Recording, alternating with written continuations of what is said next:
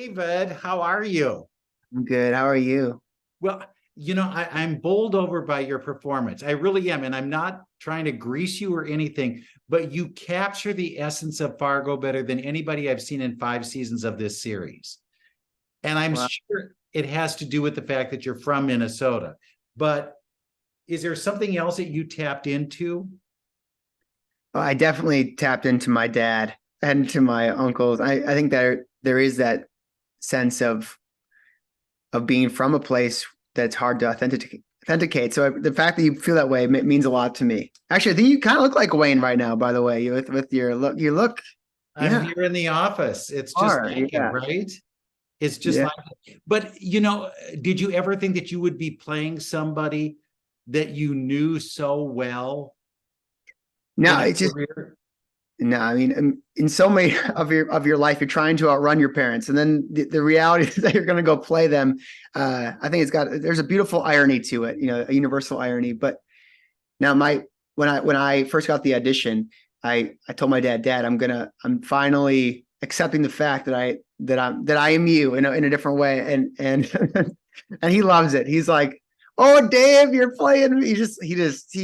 He's having the time of his life. He's having the most fun of all of us with it, which is great. Were you kind of the one everybody would go to like, am I doing it right? Am I getting the acts? I bet Juno was constantly asking you about it. Oh yeah, Richa, Juno, everyone kind of came, and I felt responsibility as a Minnesota. I'm like, oh, I gotta get these right. So I actually I asked friends from all over the state. I'm from New Ulm, which is a more German influence, so I didn't. It's a little different than the Fargo, right? But my dad's from he's Norwegian and Swedish ancestry. He's from the middle of the state, and that's where his accent is like it's really Fargo-y. And his my grandpa had that same, but I wanted to give them a variety, so I had some friends and relatives record just saying how their weekend was, and we got on the Scandia Facebook page and like listened to real people there and just tried to make it as authentic as possible. Oh yeah, you really Oh went yeah. there, didn't you? Yeah. Oh yeah, we go home and my dad he gave a genuine oofda, and I was like, yeah. See, no, people don't even realize he's like oofda, and I'm like, and we have it on our coffee mugs, and it's always funny when some of my friends, especially in the Minneapolis area, they're like, we don't talk like that. And I'm like, I don't know, my dad talks, it's. But anyway, When the movie came out, were you offended by it?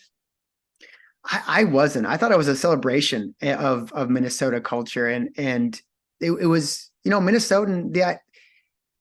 Like Marge Gunderson is like a really good person, and I was like, she's like my aunt, I'm like, she felt like that. Like I have aunts that speak like that, the idea of what you owe your neighbor. My our next door neighbor always blows out our whole yard, right? Like we give them a tearing. My mom makes these little coffee cakes, brings them over, and he'll always be over here.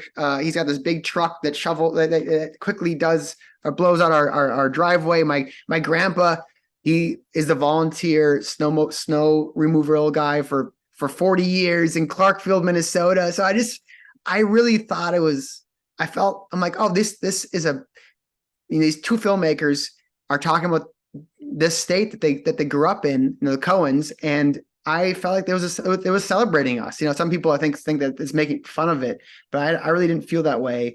And then being a part of it, it was really important for me that Wayne wasn't a joke. That Wayne, because he's one of the only decent men in this whole season, and I'm like, there have to be some decent men, and I'm from Minnesota. I don't want Minnesotans to come off as like, oh, they're just silly or kind of naive. Like there's something genuine there. Because that's my experience with Minnesotan and the Midwest in general.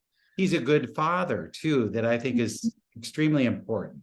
It resonates. Well, how did you hear about it? Did you get a call and they just said, you might be good for this, or what? No, it was an old fashioned audition. It was a self tape. Came through we did two scenes. We did the scene, oh, I just want to play floor hockey in my socks with Scotty scene, and then oh, you want to take a tumble scene. Those are the two scenes that I got to do. And my wife is an actor also, and so I got to do them both with her, and then we send them in. You get they had a few notes on it, and I do it again. And then Noah's like, he wanted to Zoom with me, so I did a Zoom.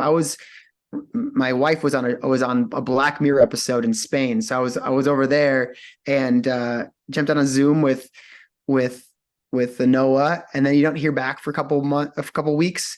We were in Berlin. She's half German, and I get a call at 11 o'clock at night from my agents because it's like LA time, right? And they're like, "You got it." And then we went out dancing until like 3 a.m. It was pretty amazing. But it was a normal casting experience. I think it definitely helped that I just felt like I knew him. Sometimes you as an actor, you're like, "Oh, is this person inside of me? Like, can I portray him?" And I'm like, and Wayne, instantly I was like, "Oh, I know him. I know this man, and therefore it's going to be really fun to audition for it." I don't know if I'll get it, but I definitely know my way into this character. It's an easier one to audition for than it would be like Oppenheimer, for God's sakes. Yeah. How does that come about? Yeah, well, that was another audition. Thousands, right? Oh yeah, that one was hard because they gave you dummy sides, and you have no idea what the script is. They don't want to give it to anybody, it was literally you're a professor of physics lecturing to a group of students, and it's about you literally have it's like two monologues full of science jargon.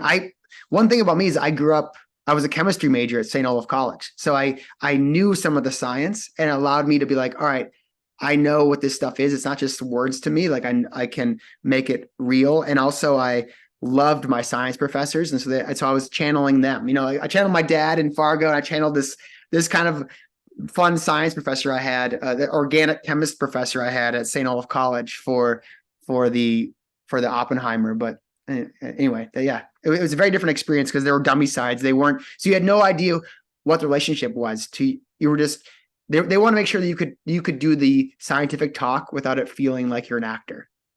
So what was that like, though, being part of such a huge, huge film this year? It was we shot at Los Alamos, and I got there, and I was at a Holiday Inn, and I couldn't sleep the whole night because I was like, and then you get there the first day, and the first person I met, I got into this van to go to set, and it was Cillian Murphy, and he was, and he was like, "Hi there, welcome. I'm Cillian," and it was like, is this just like a normal actor, Yeah. And there was, and I was like, "Oh yeah, I know," and I'm like, and then we just chatted on the way to set, and he was so down to earth and inviting, and I was like, "Oh, this is going to be a fun experience." Like he's just, and in a way, he's my leader in the scene as Cillian, but he's also a leader as Oppenheimer. So like I could just, all those feelings I was having of kind of looking up to him, emulating him as an actor, I could just put into the role. And I think we all felt that. All the scientists, he was such a great leader as the lead on the film, and that's exactly what was happening to the scientists. So we could just put everything that was happening in this meta way into the character. Did you have to do a lot of research on him, though, or did you say that's not going to help? No, I definitely. I read the book that it was all based on. We all read the Oppenheimer's the book that it's based on that I'm blanking on right now. But Nolan wanted us all to read that, and we all read that, and then we also, growing up a chemistry major, I knew a lot of that history already, and it was the breakthrough of thought that was happening at that time. Like not only we're starting to realize that we can, philosophy was changing, because at that moment in life and at that turn of the century. And I think we're also there right now with AI, and to have the same conversations now that are mirroring the same conversations we had about this thing that's man-made, that's harnessing intelligence or harnessing the power of the atom. Like it was, and we should be shooting it at the beginning of the Russian invasion. There was a lot of things happening in the world that charged that set. So not only was the research that we were doing in the books, but it was also what was happening in the world. Felt like we were replaying a moment in history that was being recycled in our everyday lives. And will never be the same again. Yeah. But then how do we go from being a chemistry major to being an actor? That seems like a leap. Yeah. So I was, no one from where I'm from is an actor, right? The idea of being a professional actor was so far outside of my realm of possibilities that I kept it a secret to myself. I acted all through high school, and I grew up. I was homeschooled actually until seventh grade, so I did a lot with my homeschool group, whatever. And then I went to college, and I was a chemistry major because I loved science, but I secretly was always going. Well, not secretly. I was doing all these acting. Every elective I could have during in acting or that was free was an acting course or a writing course. And then I auditioned for the plays, and I got into the plays at St. Olaf. And then my senior year, I got I could do apprenticeship at Great River Shakespeare Festival. I got into that. I also got an internship at a lab, and it was a very pivotal moment in my life. I was a senior. It was in April, and I was like, I'm gonna try it. I'm gonna try it. I'm gonna go do this Great River Shakespeare Festival in Winona, and I played Laertes in the apprentice program of Hamlet, and I had the time of my life, and felt just you got to be around those professional artists, these actors, and I'm like, this life can be like this. You can do this for a living. And one of them was from New York, and her apartment in Astoria, Queens, she was gonna be gone for a tour, and she was like, well, you can come and live for a month with my roommate, and I do a sublet. And I went home and I painted. Told my parents I'm gonna try and living. I'm move out to New York. I became a huge Dylan fan at that time too. And I was like, Bob Dylan came from Minnesota, went to New York City. Let me just try this out for a year. And I painted houses to get $3,000 to get like my I went out to New York with $3,000 and got a job. Or I got a job at this Standard Hotel, and I used my chemistry major to tutor kids. I tutored a lot of like high school kids, and anyway, I did a lot of like short films. I'm telling you the whole story now, Bruce. But I said this is fascinating. Yeah. So then I lived in, for my first 3 years in New York. Every year I just fell more in love with it. And it was hard. I was broke the whole time, but I was also getting better and around all these young artists. And I lived with 10 people in Bushwick, Brooklyn. It was like, everyone, like, we had 3 bathrooms, and it was like one of these crazy places. And one was a musician and a cartoonist. And it's really, I'm like, what a, if nothing else comes from this, I get to have had this amazing experience of living in New York and making little short films every weekend. And I remember thinking, don't try to look ahead too much. Just look at what's happening right now and appreciate what's happening right now. And if it comes, something else comes, it comes. And that really saved me during the dark times when you're like confused about what you're doing and you're feeling kind of lost, but you just kind of like ground yourself in your friends and in the art that you're making, even if it's at a level that's like a short film. I made like 50 short films in my 20s. The thing is, though, you come from a place like I do, where they say, well, that's no career. You've got to have something to fall back on, right? And how do you deal with that? That's exactly there. It was hard, the chemistry major. All my friends were now suddenly doctors, and they were, and I think I did a lot of thought of like, well, what kind of life do I want to have? And who am I trying to impress? Am I trying to impress my uncle who I love and like live his life? No. As long as I feel like it's the life I'm living and I'm being good to people, I'm going to be good to myself. I'm making it. I'm paying my rent. Then who cares? And that choice, I think, in life, everyone has those moments in life. And sometimes people decide to live somebody else's life. But I remember this great Charles Bukowski poem that is about this guy. He talks about, he falls in love with a waitress, and his family kind of poo-poos it. And then he goes and marries like somebody else and is unhappy his whole life. And he's in his like 70s and he's divorced and lonely. And he's like, I should have married, her name was like Marianne or something. And his cousin or his brother's like, well, why didn't you? And the idea of like, nobody really, Nobody said I could. Right. Yeah. Like, as if like somebody else is living your life or telling you how to live your life. And I think that's a choice you have to make and then I just kept enjoying it. I was feeling fulfilled by it. constantly, and was meeting great people, and it kept on, my soul kept on being fulfilled, and that's what ended up being the more important thing than what people thought of it. You know, I am not in a rich profession. I'm not making a lot of money, Yeah. but every day is different. Every day is interesting. Every day is fun. And I think it's much more important to have those kind of rewards than to be somebody who's just kind of bitter, disgruntled, and maybe makes a lot of money. I Amen. could be wrong. I could be wrong, but you know, Yeah. now you prove me wrong, and you become very rich and famous, and then you'll have all of it, the best of all worlds. But What's funny is like I've met people now who are rich and famous, and I can tell you like I feel like we were having more fun broke in our 20s than like and broke. When I did all these short films, a lot of these actors are in their, like I worked with a guy 3 times on a film. He was in his 80s, and we're doing films for no money. These short films in Europe, and he loved it. We were having so much fun. And now I think about being on these big sets. We're doing the exact same thing as that. It's the same part of the soul it's coming from. You have a little more resources, but it's the same. If you're trying to do this work to become famous, it will eat you alive. But if you're just trying to, if you love it, if you love the storytelling aspect of the acting, then it doesn't really matter what level you're doing. You just get the higher you, whatever the higher, if you, whatever, you get to work with people who are maybe just have more resources and are really talented. You get to work with Noah Hawley and Christopher Nolan, and it blows your mind. But you're not, your happiness is not contingent on that need. but you still get to work with Noah. You're going to be in his next series. I know.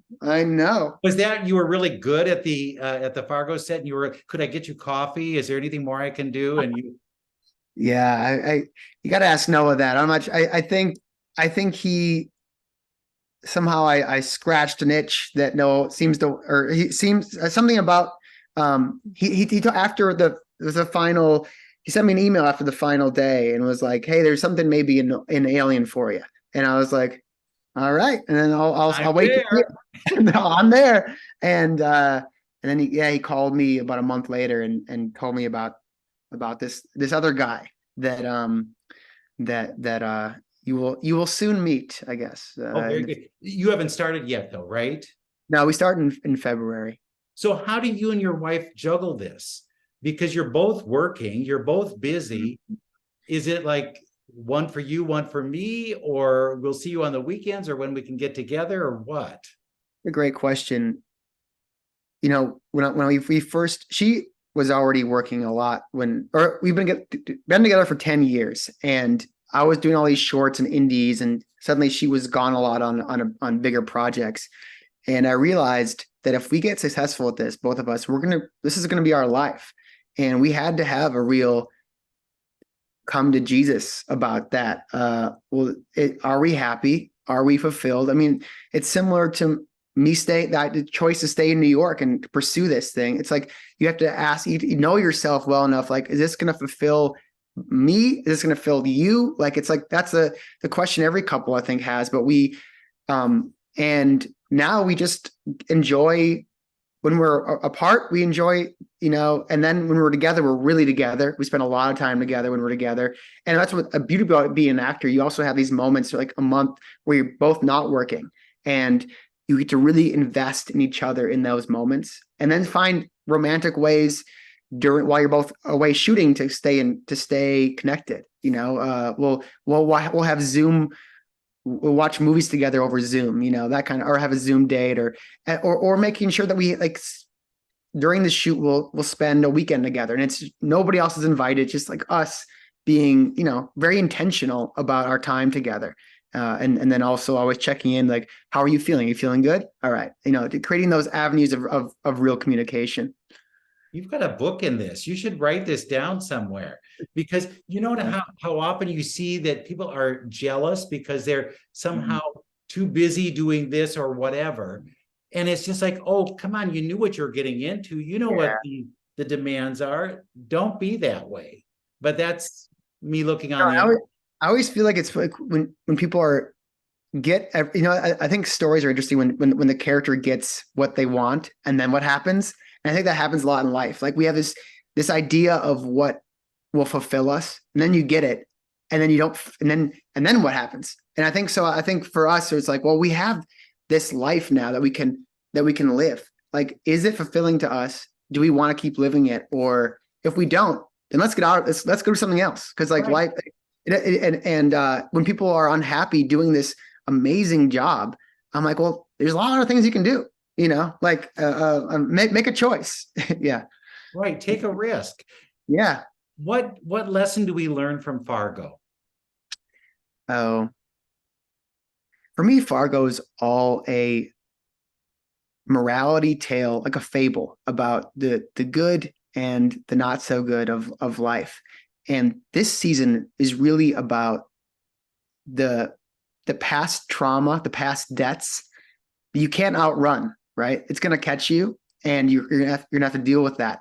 And as a society, I think we're also asking that, like, that we all have debt, we have past trauma as a nation, as a society, that is being brought up, and we're gonna have to sit with it and deal with it before we can actually move forward. And there's a path forward. It's going to take us.